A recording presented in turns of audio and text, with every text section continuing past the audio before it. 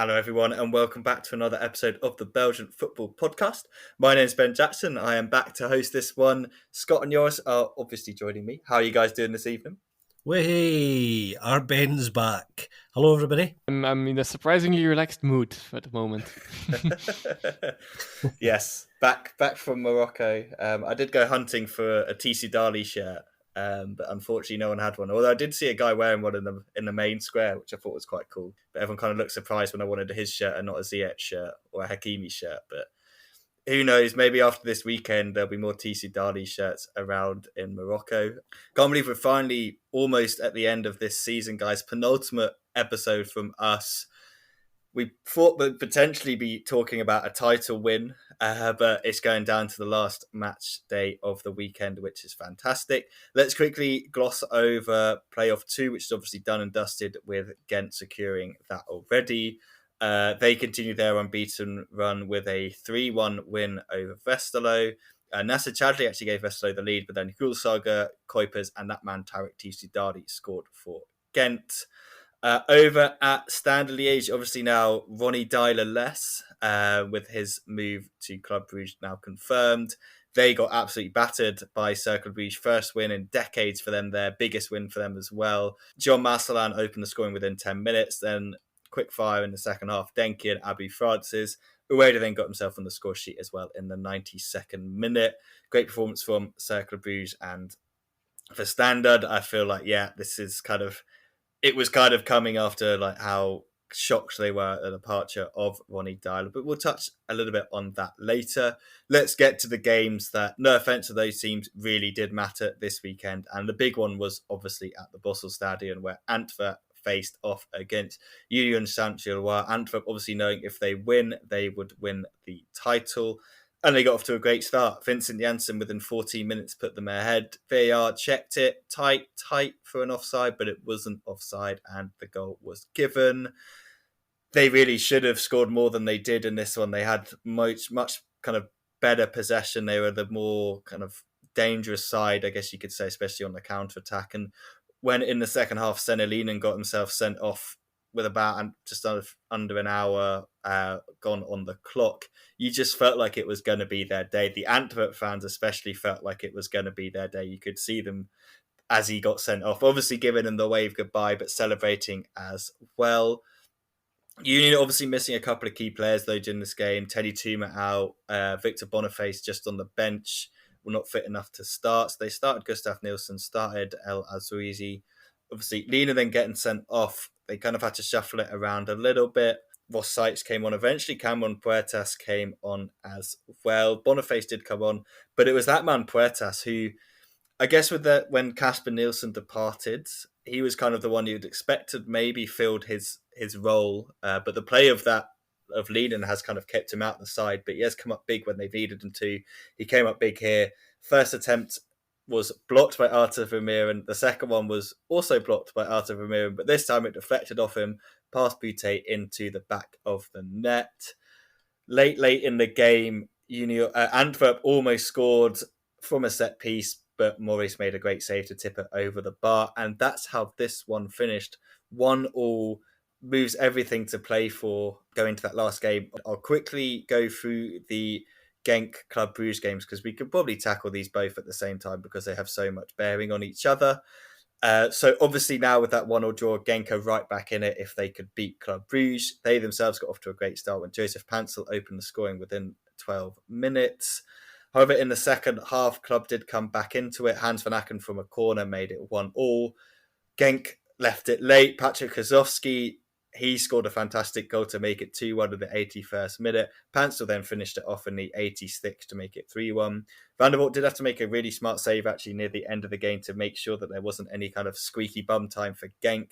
But now, guys, we are with just this mouth-watering situation, aren't we, where you've got Antwerp still on top with 46, level on points with Union. Genk are then just 1 point behind them on 45 points. And I mean, I know Joris is he says he's not nervous, that he feels fine at the moment, but for me and you, Scott, as neutrals, this was kind of like the perfect scenario, wasn't it? But do you think Antwerp will be kind of kicking themselves that against 10 men, they just didn't get the job done. Yeah, I don't see how you can't, to be honest. I mean, that's a significant portion of the game against 10 men.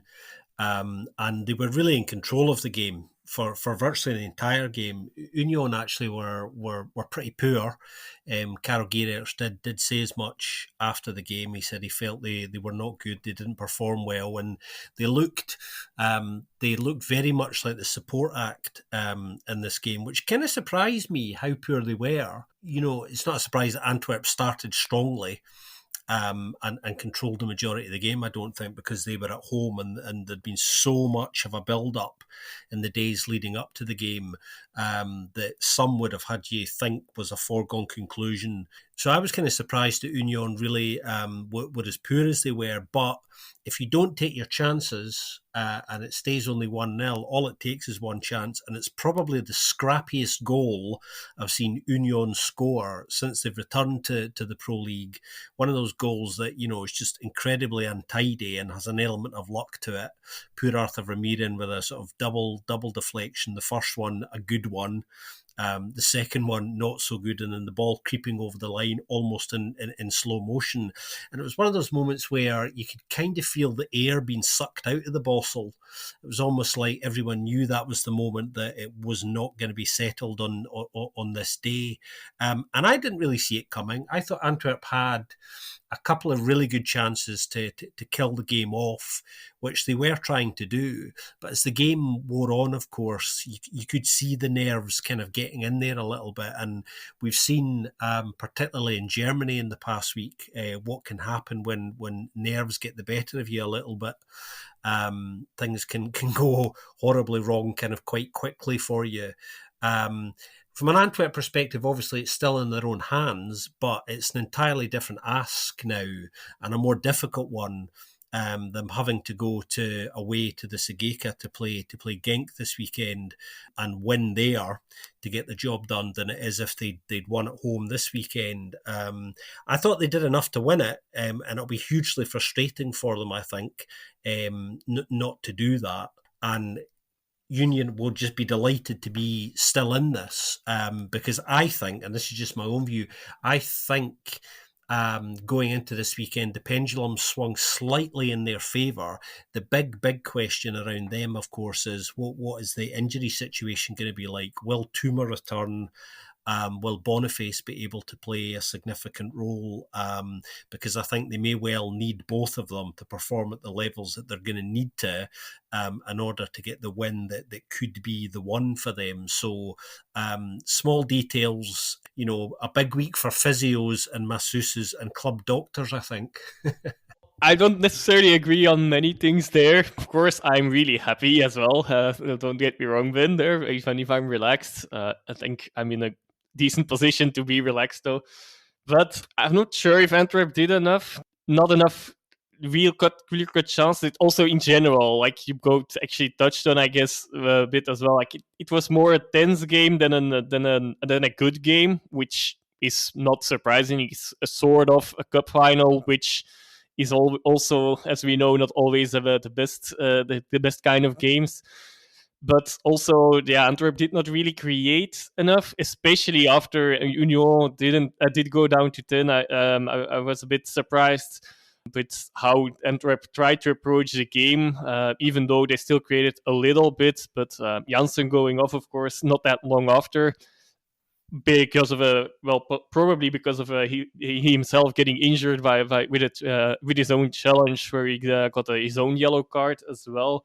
But then Antwerp without real out-and-out striker, it can work, but we've also seen how Antwerp struggles without Janssen to score a goal. But I guess that was probably a bit of precautionary reasons as well. But getting him off and bringing Keita on, that was a weird tactical change from Bommel, even okay with the caveat that most likely Janssen was indeed slightly injured and they didn't want to take risks. But well, who knows? Maybe that cost him. And also, well, this was a very scrappy goal, but I don't agree that it's the scrappiest goal necessarily that Union have scored. They have scored a lot of with deflected goals the last two seasons. That has really been one of my frustrations when they were in the title race with Genk. So that I can definitely counter argue. But then it's definitely a very poor moment to get that against you for Antwerp. I don't think anyone saw that goal coming anymore, and indeed a lot of physios for all teams involved definitely will have a lot of work to do. Yeah, like I said, on Antwerp side also Janse is a slight doubt. I think he will be fine, but again, like I said last week, I don't think we will have a lot of information on all these injury doubting players before the next Sunday, right before kickoff. Stengs also got suspended, got his yellow card that got him suspended for the game against Genk. On the other side, of course, Lienen might be suspended, and of course, yeah, all the injury worries that happened. Vitesse coming on and having to go off. Boniface, even when coming on, I don't think he was not himself. He couldn't really do much. He couldn't hold the ball and let alone really sprint a lot or so on. So I think that was a bit of a risk that Union did take. He did not get worse, but he will definitely need to improve to for the next game for them to really be closer to his regular level, at least more useful than he was on this occasion. Because I feel like this almost cost them at the end, because of course they were already men down. Virtually they were playing with 9 or 9.5, let's say, there against 11 men from Antwerp that were pushing. Tight game, and then just not good enough from both sides, I think. But the best results possible, of course, for my side. We're really getting down to the end of the season. It's been such a long season, and teams are just kind of like staggering over the line with anyone they've got fit, doesn't it? Especially I think with the Boniface one, it just felt like they just had to, Garrett's just had to put him on, because they just didn't really seem potent at all. Like, Nielsen wasn't really doing anything, in my opinion. Like, he just didn't really seem effective up front at that time. Adinga was making some nice runs, but they couldn't find him. I think they obviously missed Tuma to kind of drive things forward and create stuff in there. And it's kind of I think, Scott, you mentioned it while we were talking in the first half. It just felt like very an un-Union-like performance. But as the time was going, I was just like, they're going to score because it's Union and this is what they do. Like, if you don't put them away, they will come back and get that little bit of luck, get that kind of moment, that chance. And it had to be obviously a very lucky goal for Puertas, off the deflection and stuff. But I think, Joris, you made a good point as well, and that it kind of does concern me. If Janssen's not fit, I feel like that does kind of change the outlook of the upcoming game completely, because it just, again, they looked devoid of any sort of real potency up front, because Kirk's not an out-and-out striker, Balikwisha's not, it doesn't, I don't feel like they've got anyone that can even at this point just kind of be a stopgap for a game. It's fine if, no offense, you're playing one of the weaker sides, but at this moment in time, you can't really afford to do that, especially Genk have now fought their way back in, and obviously we'll talk about, I know you'll kind of do a rundown on that game as well, Joris, but they've kind of fought themselves back in, and I mean, they didn't look great from kind of the set pieces this weekend, so maybe Antwerp would look at that, but I personally hope that Janssen is fit, because it'd be a shame for them to kind of not have that fully fit squad going into that game. You want all three of these teams to have everyone at their disposal to go against each other, and then it is just the best team on the day that wins. But unfortunately, I just feel like there are going to be these injury concerns still lying over stuff, and I guess the suspensions are kind of deserved. You know what I mean? If you're suspended, you're suspended. I don't think that's a case you can go, he was out, sort of excuse or anything. But one interesting stat that has been broken this season, specifically this weekend, is that Antwerp have not won a game where they got in front with 1-0. So that's the first time in 23 times or something, I believe it was. Something in the 20s. that's already maybe more for the all-round thing, overall picture, of course, with the other game combined. But also both teams have not won in their last 2 weeks, of course. That might potentially, although it's playoff, so it's maybe expected. Well, it's not ideal, at least, to go into that decisive weekend to not have that winning feeling for a while. But yeah, what is a while, of course, in this situation. And well, there was also the Alderweireld statement that of course he could not know yet that Genk would be in the race, but that they are still in the best position, which is objectively, points-wise speaking, definitely the case. But that they just need to get the same result as Union for next weekend. That will suffice. And well, I know a scenario where that is not the case, and that I would very much like to happen. But yeah, exactly. I think there's going to be a lot of double screening going on this weekend. I think, isn't there? Yeah, it is. I do love that they're both playing at the same time. It does make it entertaining, doesn't it, in that sense? But it's difficult because then we're going to have to be trying flipping watching two at the same time. Anyway, Joris, let's talk about Genk. Obviously coming back into it now completely, and I guess having a real shot at the title based on because they are playing Antwerp in that final game. Yeah. I suppose. Of course, if it would only between those two teams, it would be for Genk even better. But that's why I'm relatively relaxed. I feel like Genk is really a bit still, regardless of anything, a bit less under pressure, since nobody really expects them to win the title now at the moment, since they rely on two results going their way. Not only they don't have in their own hand. Of course, only Antwerp has that, but Union then has the advantage that both opponents play each other. It's really exciting to look forward to next week. But I'll first touch on the game this weekend, I guess, which was not a good game from Genk, to be honest, not at all. Well, the first 15 to 20 minutes were fine, even with a big chance for Vermont, who got his first start for Club Brugge, with that needed to be saved brilliantly by Van der Voort and the bar. But despite that, more or less the start of the game was good from Genk until they scored, and then maybe 5 minutes more there was the Paintsel got a really nice finish, and got a big chance 2 minutes later, I believe it was. But Mignolet saved that one. But after that, it was, to be honest, really poor from Genk. A bit too. It lacked a bit.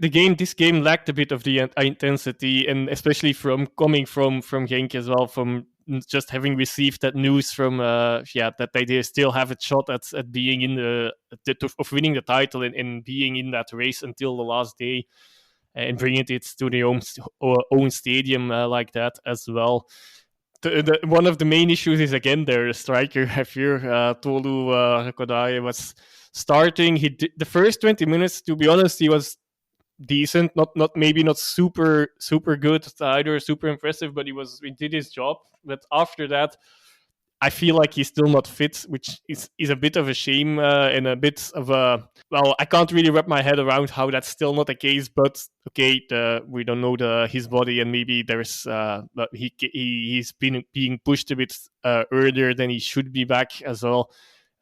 Regardless, it was not his best performance. It's no surprise that he got off at a break together with Sor, who also had a slightly disappointing game as well. And that's still a bit of an issue. Van Aken, who else, always scores. He used this as well against in the first game again, where there was the first tie in the playoffs this week, this season, and it happened again. What is it now? 16 goal that he scored against Genk. That was also coming. It was well deserved. It's telling that Van der Voort actually was one of the standout Genk players in this game. But with indeed also that cheeky save, that save on that cheeky shot from Buchanan at the end, towards the end, and of course a bit more throughout the game as well. And I told you guys as well, like that this performance just give me, like, even when Genk were leading at that time, this performance, especially out of position, it does not really give me real hope for the title. That's also maybe another reason why I'm going to let myself be completely surprised, and that I'm relatively relaxed at the moment. Of course, when game day comes, I'm sure things will change a bit in that regard. But at the moment, I don't really feel it that there's still a chance that. Let's hope the stadium really can do something there, and that the thing, of course, is of always going to be that they are dependent on another result as well. But that's another thing. Yeah, of course we need to mention then Rozovsky getting the goal in the that also more or less came out of nowhere by that time. After that equalizer was the reaction was also not really there. The game could really have gone both ways and more likely go Club Brugge's way even, which is a bit surprising and maybe worrying. I don't know. At this point of time, I will just take the results. That's also what how they I think have approached it in the interviews afterwards. They admitted as well, like as a bit much like Union, that this was not their best game of the season, but they did got the result that they needed with Rozovsky scoring that second goal for Genk and Painsil after a nice assist from El Canous, making it even 3 and making it actually 5 goals Painsil scored against Club Brugge in these playoffs. Of course, 2 of them were chopped off for offside, but not regardless of that, that's quite incredible. But unfortunately, I think that's also the only goals he scored. So hopefully, he will manage to get a goal against another opponent as well. Well, and I'll just throw in one statistic then as well. It probably does not mean anything at this point in anymore, but it was also the Kings' first. A positive statistic for Genk that they got their first win in an away game in 7 attempts, I believe, or maybe it was 8 attempts. That's also possible, but in a long while anyway. And that's at Club Brugge, with the Club Brugge fans actually liking it more than their players that they have lost this game even, because that was a weird vibe around this game as well. That's maybe also another reason why the intensity was. It did not feel, at least, that like the intensity was there. Slight injury worries, of course, a bit as well for Heine and also for Tresor, I believe, who was wanted to get off right before he got the breakthrough for what eventually would lead to the 2-1 as well. Yeah, but we'll see how this evolves, and how these players will recover by next Sunday. It's also the only team that comes out of a win going to that match day to come back to that point. But what is that going to be worth? I also see it more like last week there was 3% chance still, I believe, if you looked at statistics, only mathematics and statistics, for Genk to still become champion. And another way of looking at it, 4 results needed to go their way. Well, now 2 results already went their way. I do feel like that 4 results going their way is most likely going to be a bit too much, to give another reasoning for why I'm relatively relaxed. But, well, on the other hand, we're halfway there, so who knows? You mentioned 3%, and I think that's the same number for those NBA fans. I think the ESPN gave the Miami Heat a 3% chance to beat the Boston Celtics in the NBA Eastern Conference Finals, sorry, and they did that. So who knows? Maybe you could repeat the feat that's been seen across the pond. Of course, it's more than 3% now as well, so the chances have increased. Exactly. That's a good thing. It's going up. It's only going up.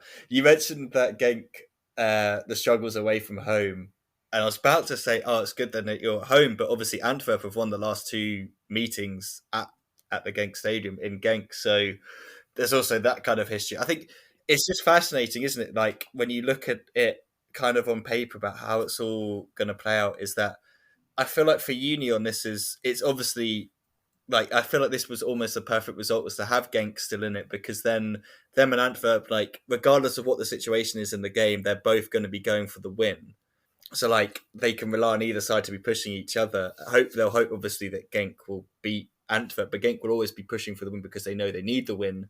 So for Union, it's kind of like a nice in-term situation. They kind of know that they're just playing against Club Brugge, who don't need to win. And like you said, Joris, with the intensity not there because they obviously were mildly happy that Genk won, in the sense that it might deny Antwerp the title. Well, there's now all this talk coming out, isn't there, about how Club Brugge fans will be quite happy if they lose to Union if it denies Antwerp the title. that's definitely the case. But to be honest, that's more of a fan thing, I feel like, than a player thing, because like I said, they could easily have won this game, and actually in all playoff games they might have only won one, but they actually had their chances. So on the field, I feel like it's so far has been less of an issue.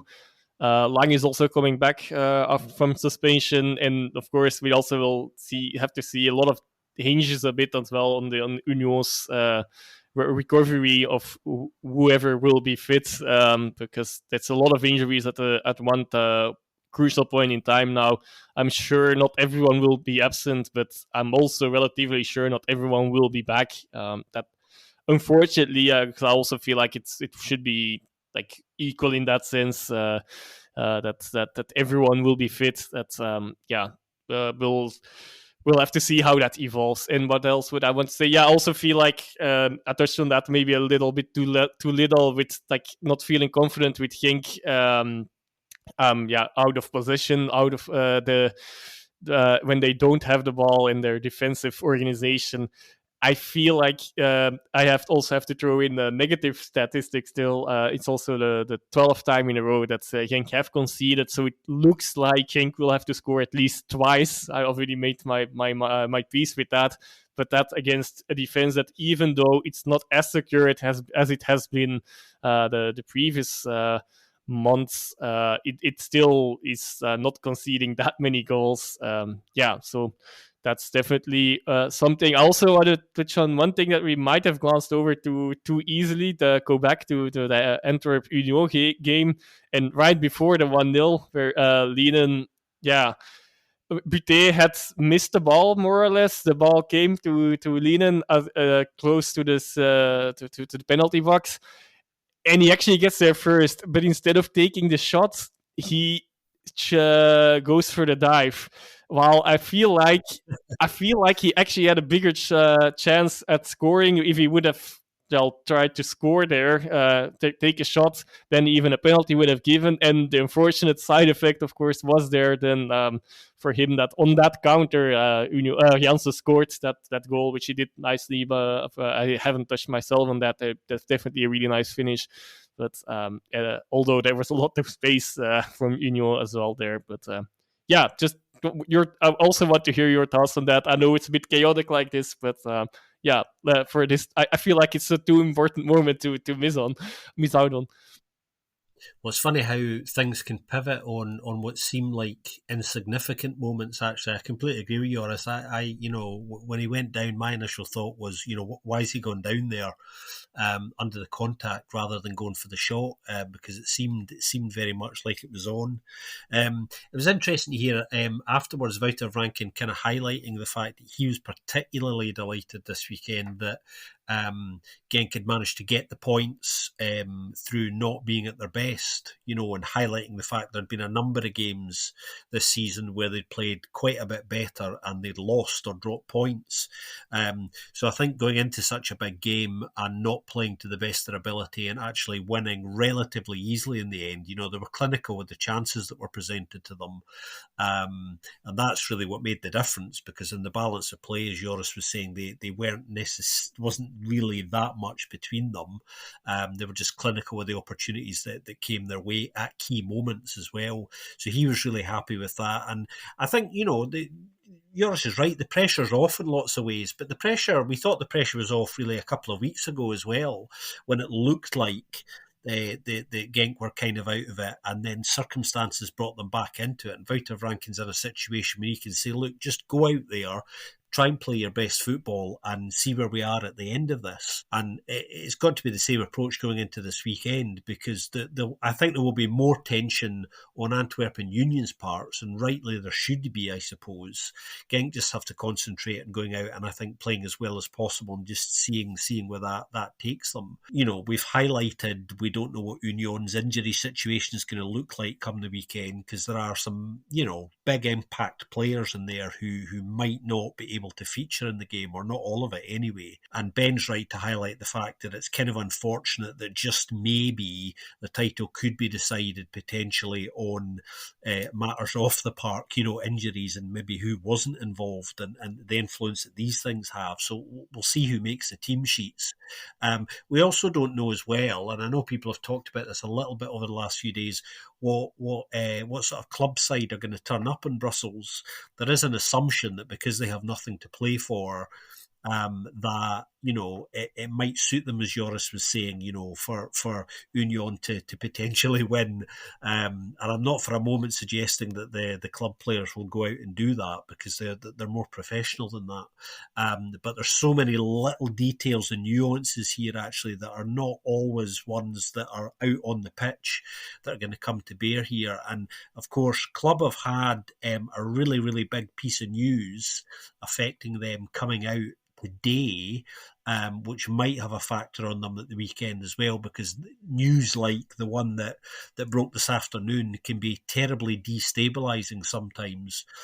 So I just wonder, because these things become much more significant than people give them credit for, whether that might factor into how they play at the weekend as well. But these are two sides, Union and Club, who have had some incredible games over the last couple of seasons against one another. I mean, we were at the game at Park Duden back in October, and that was a really exciting evening, that game.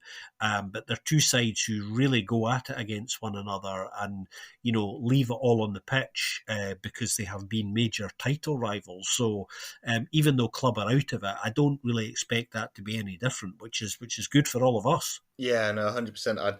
I don't think they're going to not play. But it's going to be a cracking atmosphere, isn't it, at that game? And you've just teased everyone, Scott, with that talk about Club Brugge. But yes, they are now up for sale. So if you're interested and you got a couple of billion, million, whatever tucked away somewhere. My offer's in, guys. You've just got to beat it. You think, did Ronnie Diner know this was going to happen? Till he was like, yeah. I'll come over to there. Not that, I mean, yeah, I have to wonder how much of a difference it's going to make. And you'd expect whoever comes in investment-wise would have a fair amount of cash to do so. But it is interesting, isn't it? This has come out now after the new manager's been signed and sealed, isn't it? So it's going to be an interesting time over the next couple of weeks, months, however long it lasts. We know they're not the only club up for sale in Belgium at the moment. There's lots of other ones, but I wonder if some of those other investors that were looking at these other clubs are now thinking, oh, actually, you know what? I'd rather chuck my money behind Club Brugge than buy one of the other teams. So, yeah, definitely an interesting development there. It's definitely caught a lot of the fans by surprise as well, hasn't it? And they're not best pleased. And the Club Brugge sale news, which I think has taken everybody by surprise, us included. I think I think there's so much attention and interest in the Pro League at the moment that now is probably one of the best times to sell. I was thinking about this afternoon once the news came out, and actually, although it is a surprise, I think it makes sense financially because of the interest in the league and the fact that there are quite a number of clubs up for sale at the moment as well. So there are a lot of people with money to spend looking at Belgium as a market to acquire a club, and Club Brugge are obviously a very attractive option. I think the stadium issue, that complicates any potential deal, because anybody interested coming in knows that that's something they're going to have to take over. The Unbridled doesn't have a great shelf life ahead of it now. It's at a point where very, very soon it won't meet requirements for European football for various reasons as well. So that's something that I think would have to be factored into any purchase conversations. New owners know they're going to have to take that on. But equally, the leadership there have been in control for sort of 10 years plus now. And they've actually done a very, very good job. So I can kind of understand why now is the right time to step away, because obviously there are some personal reasons as well, particularly in Vincent Manier's part, as to why might it be the right time for him to step away from football. And there's a very close relationship there between some of the owners. So it's no surprise that they would perhaps all step away at the same time. I understand actually that Club have commissioned the Rain Group, who are serious multimediaries who actually were involved in the sale of Chelsea, Abramovich's sale to Todd Bowley. That partly went through the Rain Group, and the Rain Group are also deeply entrenched at the moment in the Manchester United sale. So they've gone to an intermediary who have serious experience in this and serious experience in drawing out major investors. So I think they're going about it in a very interesting way, and this is a big story which we'll keep you updated about as much as possible over the summer, because you know what these things are like. People they don't generally reach a quick solution.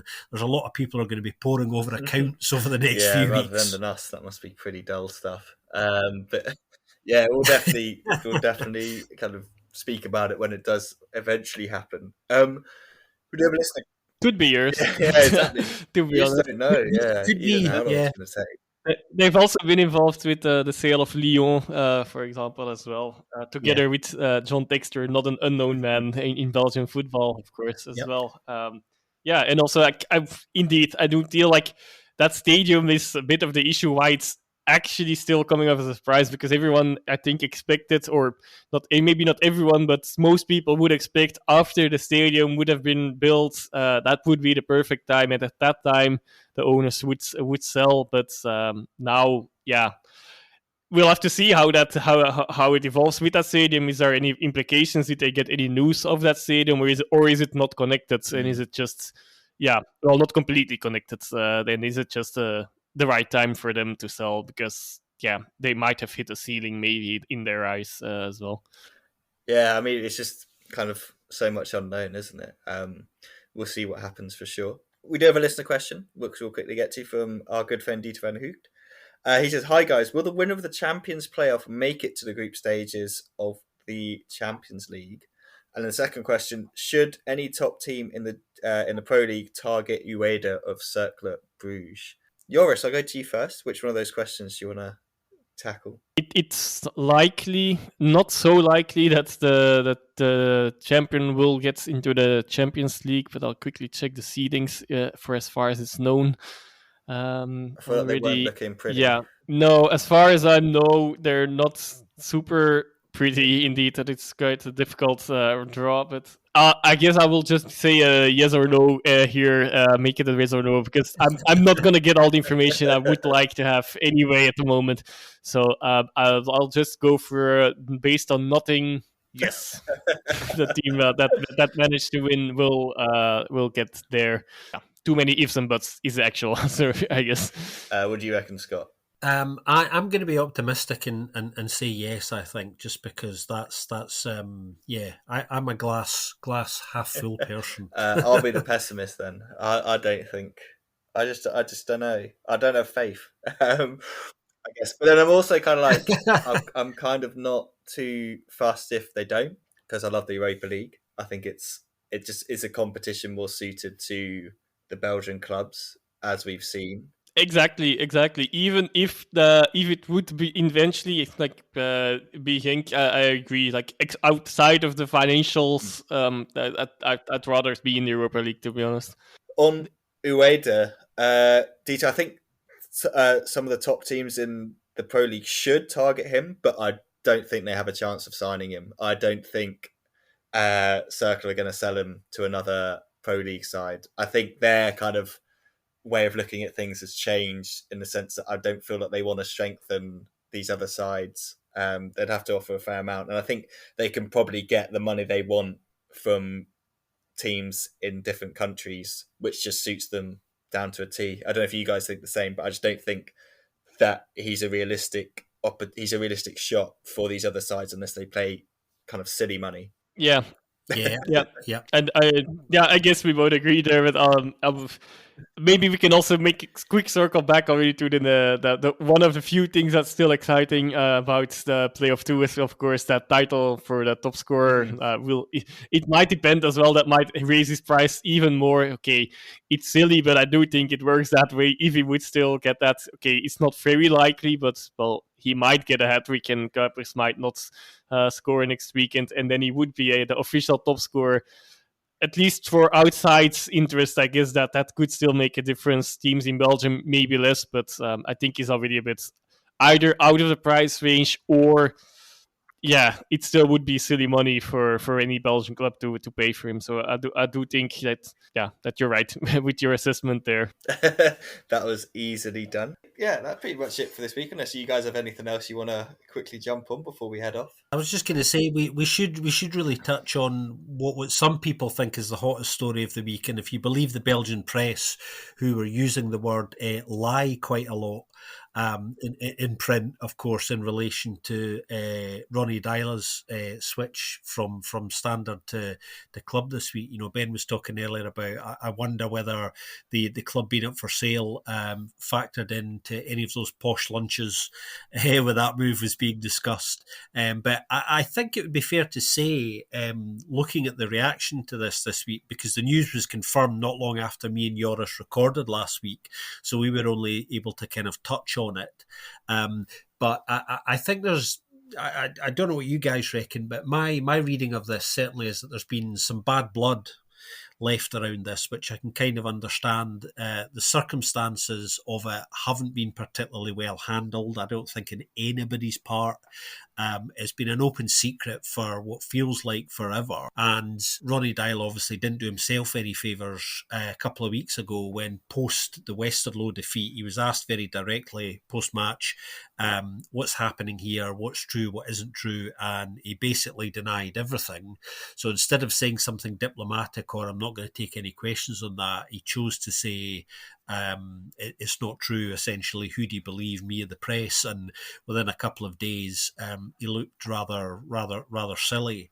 It seems as if Fergal Harkin felt quite strongly that he could persuade Ronny to stay, and judging by what Fergal Harkin said over the last few days at Standard, that conversation was quite an unpleasant and a difficult one. And I'm sure that's put quite a lot of strain in their relationship, because Ronny Deila, of course, was very much Fergal Harkin's man at Standard. He was his choice. They were the dream team together, if you like, who had a 3-year project to take Standard back to the top. And you know, from Fergal Harkin's point of view, he pointed out to Ronny Deila, he said that he felt it was the wrong decision, and as Ronny Deila's head's obviously been turned, I think it's possible here as well that both parties are right. This may well be the right choice for Deila, in that I think he's looked at this and not felt particularly supported by the owners 777 at Standard as he could be. And I say that in the knowledge that 777 are laying out, what is it, 600 odd million pounds for Everton, and Ronny Deila's going, look, give me, I don't know, 20, 25 million to go and buy 4 or 5 decent quality players, and I think I can win us this thing. And they're going, no, we're going to stick to the model of bringing through youth and selling them. So Ronny Deila basically doesn't have confidence that the model, which is probably right for Standard, despite the resources there, is something that he wants to stick by. And he's very ambitious, Ronny, very, very ambitious. I know from having seen him work in other places, you know, he's won things everywhere he's been, and I think he feels that he wants to win something in Belgium, and Bruges offer him the best chance to do that. And also he's going to have a major say in the transfers there as well, with there being no sporting director in post at Club Brugge anymore. So this is a rather spicy one, which has reached a conclusion now. Yeah, I think you pretty much summed up the whole situation there well, Scott. I think I can understand why people are saying, well, he's lied and stuff, and you can't believe anything he says, and that, and it's, yeah. But even if he then had said, oh yeah, I'm going Club Brugge, can you imagine it? Like the outpouring of emotion and stuff. So yeah, I think it might set them back a little bit. It really does depend who they're going to get. So we'll be interested to see, who comes in there. But Harkin said, what, 27th of June is his deadline to get the new man in. So yeah, it's a couple of weeks. See if his little network, his little black book of names is going to come up with anyone interesting, because Deila was an interesting appointment anyway. Obviously been very successful in most of the places he's been, so it's quite interesting that he'd come over. It's a very frustrating one, I think, for them, to be honest, because, Ronny Deila kind of leaving unexpectedly like that, puts more pressure on Fergal Harkin as well, at a time when actually it's his busiest time of year at the moment. preparing for a new season, and talking to players about coming to Standard. So when that's kind of taken off your desk to a certain extent, with an even bigger issue that factors into this, it's a bit of a nightmare for him. So when he said this week to the press very directly that he was not going to talk about, the personal aspect of him and Ronnie in this, because understandably, I suspect there were some rather frank words exchanged, because it puts him in a very difficult situation. Standard fans understandably feel betrayed. I understand that as fans. They get very emotional about these things. And to be fair, they had developed a really close emotional connection with Ronnie Dyler, which he partly had led on, which is a positive thing, but then it's all undone with things like this. But it's worth remembering, really, that, as much as we love the emotional side of football, it is ultimately a business, and when we get too embroiled in the emotions of it, which is, one of the great things about it, then, it tends to just cause us pain as well. So it's worth bearing in mind that, when I look at this, I go, yeah, this is really going to have pissed a lot of people off, but it's just a business decision, really. Yeah, no, you can tell it's just, for Dylo it just makes sense, and it's kind of, it makes the whole 777 stuff more concerning for me at Standard. I'm like, I just don't really know.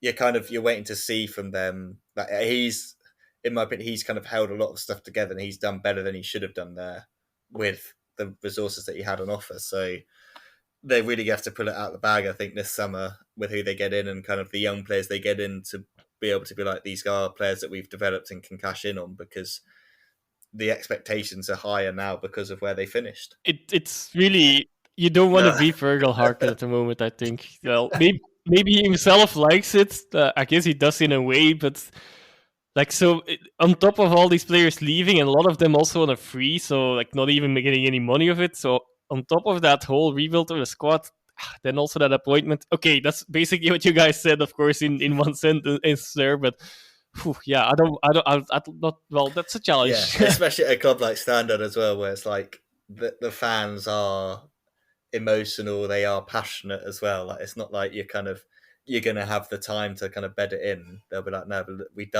had a good season this year with a very good manager, but a very depleted squad. Did you guys notice the best bit of Fergal Harkin's press conference for me was when he had a little dig at Ronnie, when he said, look, I'm going to go away now and find us a coach who fits the same profile, but a better coach.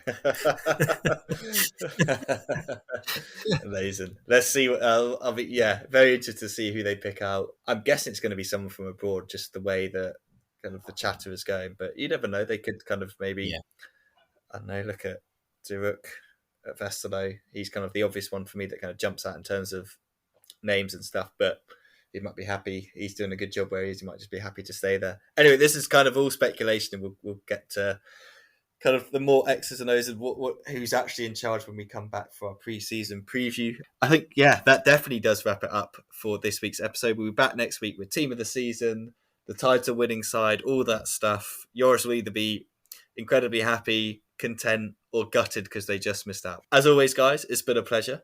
Absolutely. It's very warm outside, so I'm away to pour myself a nice Belgian beer now, a nice cold one, and enjoy that in the garden for a little while. And I'll just take a quick moment to go over a few things on the other games. Not really just one sentence things, I guess. But just a shout out to Tisidari for Ben actually already alluded to it, but he got his first goal since his comeback. So I think that's worth a quick mention here in a game that for the rest was not so exciting. And for Standard, while we were on that topic, I think Boda actually was the man of the match despite losing getting 4 goals in his net. That's probably says it all for this in the end of their season, at least. Also 6 games that they have not won.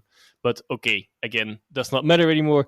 And then now my goodbyes. Yeah, I'm really looking forward to next weekend. I'm good at that I can't take Monday off.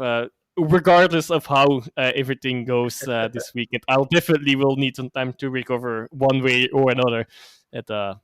Either way, in the end, though, raring to go for that episode next week as well. At the moment, Absolutely, I think we'll all need time to recover. We'll also need to get our heads down and get back into it for one more time this season. But for the penultimate time this season, as always, thank you very much for listening. Do leave us a review on your podcast app of choice. If you got any questions for next week's podcast, please do let us know. If you got any kind of ideas for who you think is player of the season or anything like that, do chuck them in. I'm sure people disagree with us, as is always, but that is part of the fun of it. But yeah, thank you very much for listening, and we'll speak to you very soon on another episode of the Belgian Football Podcast.